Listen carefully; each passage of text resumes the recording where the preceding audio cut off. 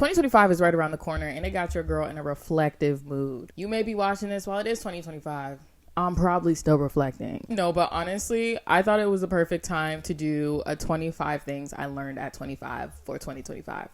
Tell me that I don't eat. Now, disclaimer, I am 26, but to be fair, I'm still in my 26th year, so do I really have a lesson yet? In the meantime, I could only come up with 25 things, so here's what they are. Number 1 is build relationship with God. This is my first point because I honestly think it's my most important point. The rest of these aren't in any type of chronological order, but it just makes sense for this to be number 1. Because through building relationship with God, I literally found my identity and discovered who I was. And without building relationship with God, I wouldn't even have all the experiences and all the wisdom to speak to the rest of the points. I became the best version of myself once I reached out, and heavy on I reached out. He was always there. I just wasn't checking for him. And now I'm checking for him. I literally depend on him for everything. He's my best friend and my father. And he's still doing his working on me. Don't get me wrong. I'm not no holier than thou, but definitely I just know he's doing a working on me. And that alone is granting me peace. Number 2, decenter men from your life. Especially a man who's not your man. Like, oh my God, please decenter him immediately. When we prioritize men, we don't prioritize ourselves. Ooh, clock it. Let that one sit. And I had to learn this one the hard way. Situationships have me losing sleep and tossing and turning. Like, baby. I think the problem is for me personally, because I don't like many men. When I do like a guy, he takes up a lot of space in my mind. Especially, let things be bad. He's all I'm thinking about. Who is he texting? What he's doing? Why am I not talking to him? Why he not talking to me? Literally, I don't know what shifted, but God did a working in me where I'm still able to like somebody and they're no longer the center focus of my mind. I don't know how else to explain it. There's nothing wrong with going on a date and having a little crush, but I promise you, once you decenter men from your life, you really will feel a sense of peace. And even when chilling with your girls, men shouldn't be the only topic of your conversations. You should not only be connecting with your girls through relationship issues. I think we just need to decenter men and recenter women. We're here for the girls. Number 3, the importance of establishing routines. Yo, I don't know what shifted, but all of a sudden, if I'm not doing routines, now I feel out of whack. All of a sudden, I started feeling like I needed structure in my life. I woke up one day and I'm like, I need to do something about my day-to-day. And a routine can literally be anything that's routine to you. My routine looks like spending time in my word, going to the gym, waking up early, making a breakfast. That's my routine. Whatever your routine is, find that routine. But you need some sort of routine, because at some point, if you don't have a routine, you will start feeling out of whack. Brain chemistry feeling crazy. Number 4, the importance of boundaries. I don't know how I was navigating before, but it never gave boundaries. Now, all of a sudden, I'm like, yo, if you're violating my boundaries, you're out of here. It's real strict around here now. There are some people who met me before who still navigated me like the way that they met me. I got boundaries now.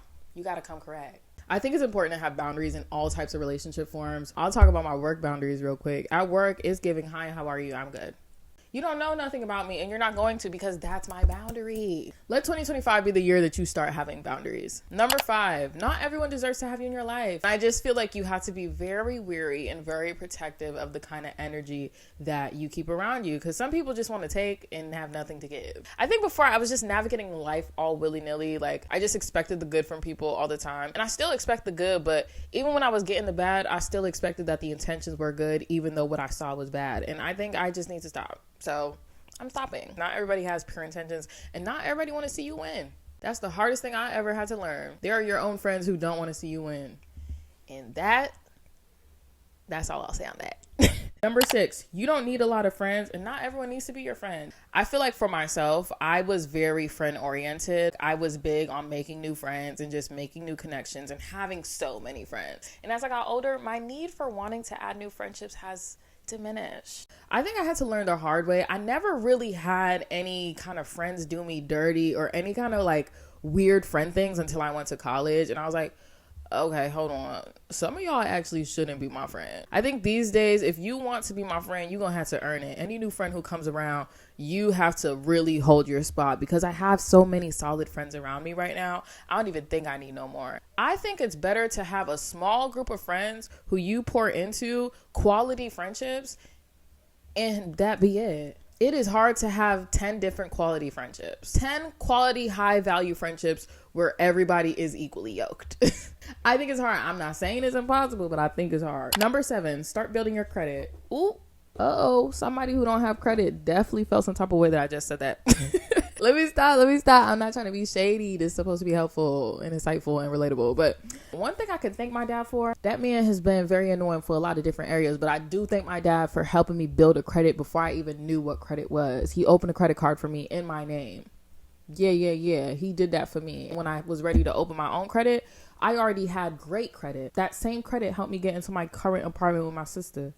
Yeah, build that credit, y'all. Build that credit. Number 8, if you want to hear God's voice, you need to read your Bible. Once I started doing that, I really felt like I could hear the Lord more clearly than ever before. I think before it was just a lot of guessing, like, I think God want me to do this. I think God do. But now it's like, I literally know when I heard from the Lord and no one could tell me otherwise. I'm not going to turn into a pastor on y'all, I promise, but I just need y'all to know it's so easy to hear from God. Easier than we make it to believe. It's us who is riddled with distractions that we cannot hear him clearly. It's us who lack knowledge. The amount of times when also my prayers have literally been answered just by reading the Bible is crazy.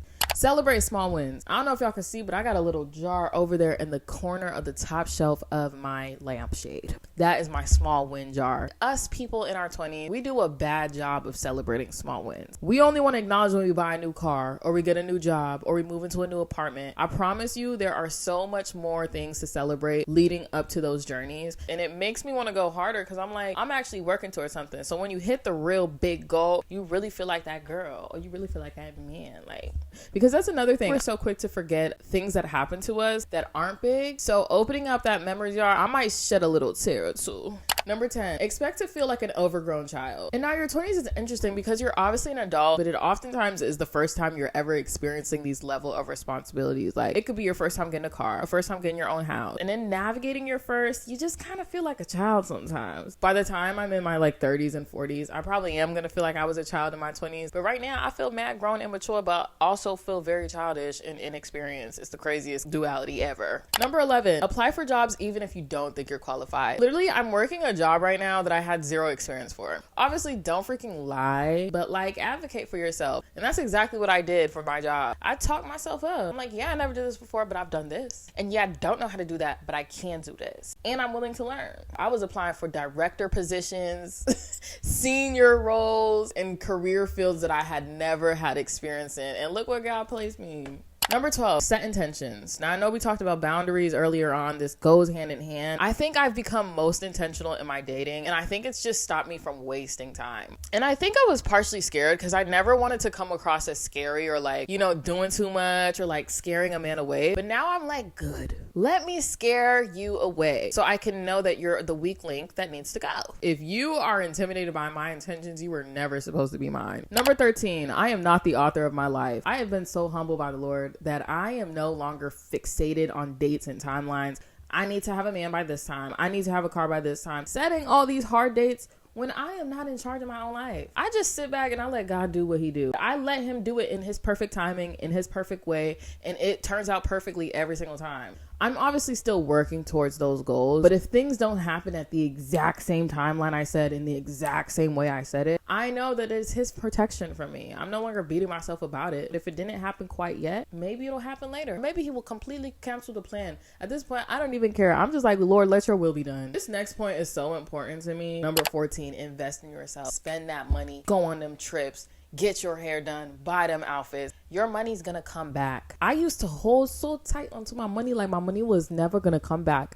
Let me tell you guys something. There's no point in doing that. Obviously, still be responsible. I'm not saying be irresponsible and crazy with your money, but have a good time. We're in our 20s. This is the time to be doing that kind of stuff. Life is hard enough, okay? I'm gonna spend my hard-earned coin that I worked hard for, and I'm gonna turn it into something that brings me joy because I can. Number 15, learn to date yourself. This kind of ties in with my previous point. Learning to date myself has tremendously helped with my dating experiences. I'm not saying my dating life is good. I don't even think it's that great. It's basically non-existent. However, I will know who my husband is by the way that he treats me. And the way that he treats me will remind me of how I treat myself. And I think until I meet that, I'm just like, okay, whatever. I'm going to tolerate you for a little bit until I don't want to tolerate you anymore. But I will know my man is my man because he going to date me like how I date myself. So yes, I wine and dine myself.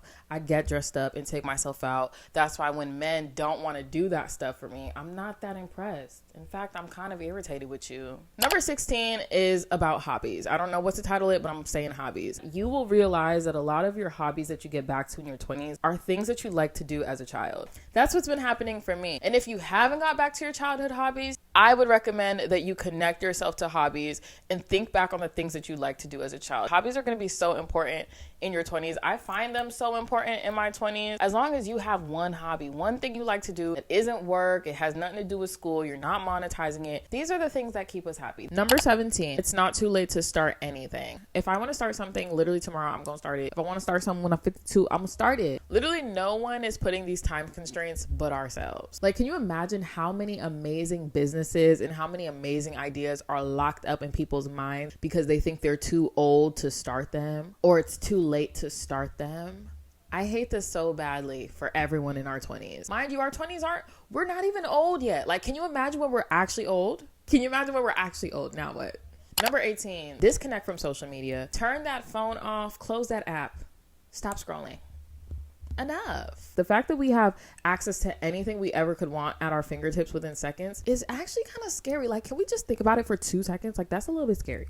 And you will just start seeing how much time you end up having for yourself. Social media is just a filler for our time. There's so many ways that we could be utilizing our time way better than scrolling on TikTok. Number 19, this is just talking about the importance of community. Friendships have never been as important to me as they are right now. Your 20s is so hard. Again, such a weird time in your life. Because it's been so weird and so hard, I've been forced to bring my friends into more of my intimate thoughts and like intimate feelings that typically and naturally I just keep up and bottle up to myself. I still am not I'm not the best at it, but I've gotten a lot more deep and a lot more transparent with my friends. Like, yo, I've been feeling kind of anxious and depressed. That's why you haven't heard from me. I'm keeping it real. And I feel like those are things that I used to be embarrassed about, or I feel like I used to kind of like, like not be as real about, but I'm like, this is where the true community is built. This is where the true love is built. Okay, next. Everything is dying. My camera dying, my phone dying. I'm like, let's wrap it up. Number 20, don't wait for people to do things. Just do it. I stopped waiting for folks a long time ago. If I want to take a trip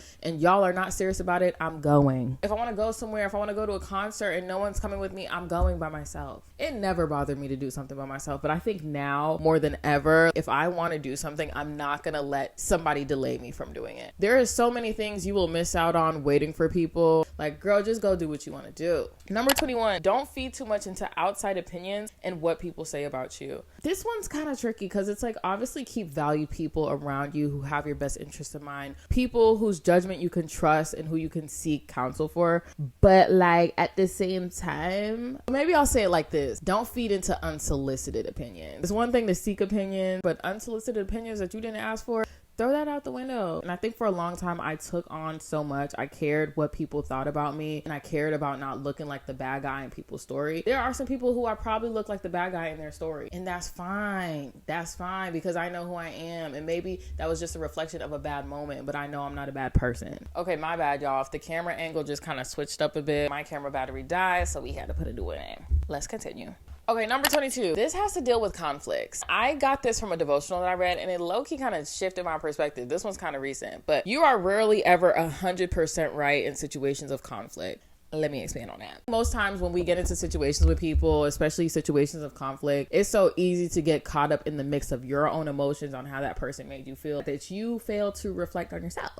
And this isn't the case for all times. There are some times where some people are 100% wrong in what they did. But there are some cases where you can oftentimes look within and see a little bit of fault within yourself. Just as much as we want to point fingers, make sure you point that finger to yourself. Number 23, embrace discomfort / try new things. I have been so uncomfortable this year alone. And that is because I'm pushing myself to do things that I don't naturally do. They don't naturally come to me. One of those things for me is having tough conversations with people. I have not naturally been gifted with being a conversationalist. Like, yeah, I can kiki and carry a conversation, but the minute things start to get rocky and I have to talk to you about something, now I'm mute. I had to untrain myself in that, because honestly, it's not cute. Like, learn how to talk to people. When somebody hurts your feelings, learn to tell them that. Learn to be uncomfortable so you can eventually be comfortable. Number 24, this honestly should have been up higher in the list, but make that move out of your hometown. Now, I'm from Massachusetts. I still live in Massachusetts, but I'm currently planning to relocate out of state. But when I went to college, I got a little taste of what it felt like to leave my hometown. Given I was still in Massachusetts, but I was on a college campus with nobody who I knew, not in my hometown, literally felt like I was rebranding and starting over. I just think there's only so much growth that could take place being born in your hometown, being raised in your hometown, raising your family in your hometown, and staying in your hometown for the rest of your life. Like, I just think there's way more to life, and you are limiting yourself by not at least experiencing life outside of your hometown at least just once. Number 25, keep your word and keep your promises to yourself. I heard this from my friend Tia before. I had already kind of been aiming to do, but I just never actually like put the language behind it. I think it also ties into the whole thing of once you know how to keep your own word, your expectations for people, you would also want somebody to keep their word as well. Like, I try my best. I still stumble and fall with this one. I'm not gonna lie. There are things I say I'm gonna do, things that I said I've been needing to do that I still haven't done, but it's a work in progress. Those are the 25 things that I've learned at 25. I hope you guys enjoyed this video. Let me know what you guys thought and what points resonated with y'all. Be sure to subscribe if you guys like this kind of content. Give this video a thumbs up if y'all like this kind of content, and I will see y'all and catch y'all later. Next time I do this, I'm probably gonna be 30 something, so stay tuned. Ooh, 30 something gonna be crazy, but yeah, we'll deal with that when the time comes. Thanks for watching, y'all. I'll see y'all on my next one.